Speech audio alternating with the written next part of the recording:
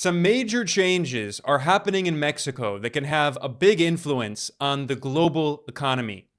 On the 2nd of June, the people of Mexico went to the ballot box, and the left-wing candidate, Claudia Sheinbaum, won the presidential election in a landslide with 59% of the votes. She represents a direct challenge to the political and economic elites who have dominated Mexico for many decades. Unlike most politicians, she actually comes from a working class background, and she's a scientist. She has a PhD in engineering, and she was previously the governor of Mexico City.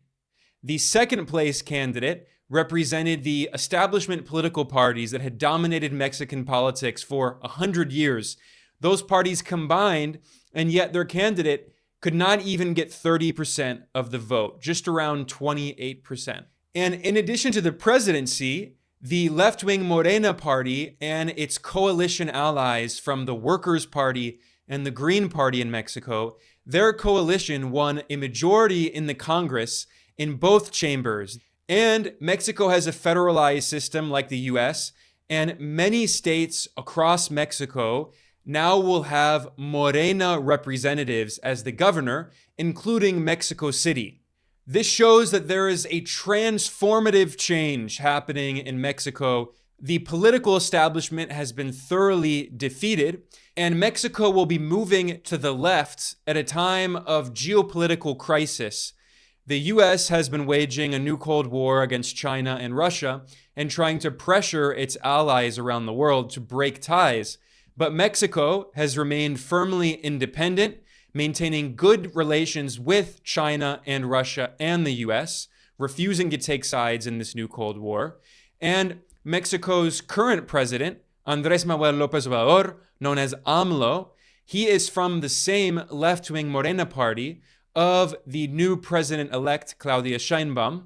And what they represent is a new political class in Mexico that is not simply going to subordinate its interests to the United States.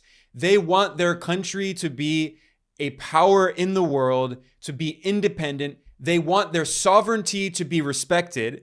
The current president, AMLO, nationalized the lithium reserves in Mexico, and he also fully nationalized the oil in the country that had been partially privatized by a previous US-backed right-wing president. Under AMLO, the Mexican government has been criticizing the US for meddling in its internal affairs, and Mexico has called for the US to stop carrying out aggressive policies against countries in the global south. Mexico has called for the end to the illegal US unilateral sanctions against Cuba, and Mexico has tried to unify Latin America as a bloc so the countries of the region can work together to lift themselves out of poverty and economically develop. And people in Mexico have seen very tangible results under President AMLO.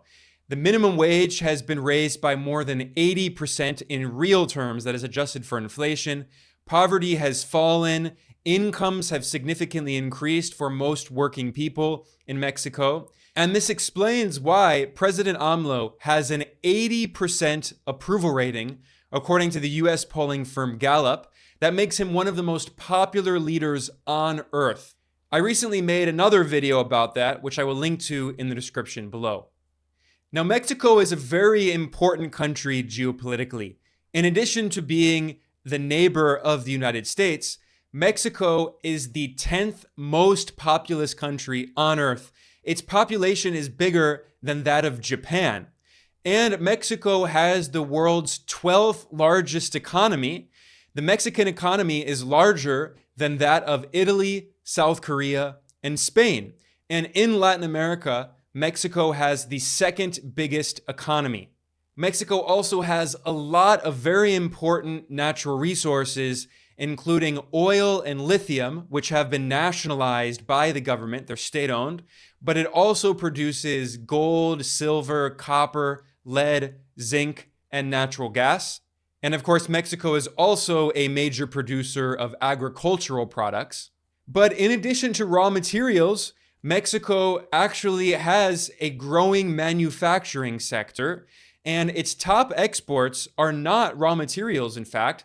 Among its top exports are cars, trucks, computers, and other electronics.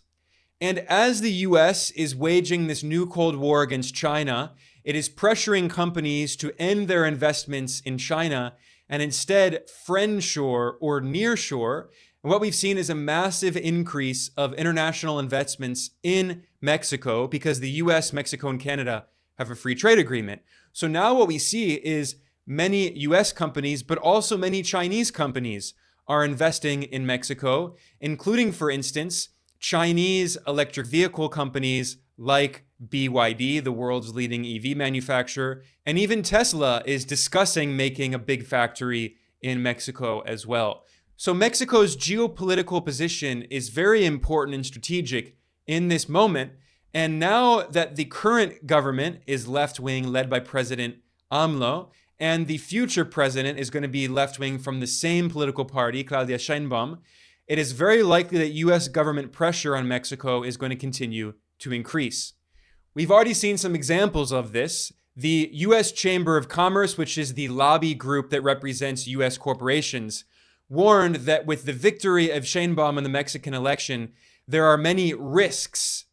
And as an example of some of those risks, the US corporate lobby group warned of the so-called protectionism going on under Mexico's left-wing government. That is, President López Obrador, AMLO, he nationalized the lithium and renationalized the oil. He also nationalized the electrical grid.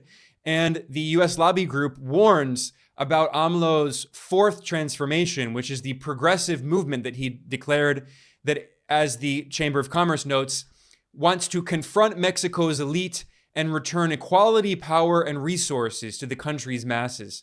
They portray that in negative terms, but this is true democracy. And they also are very much concerned that some US corporations will not be able to exploit the large natural resources in Mexico.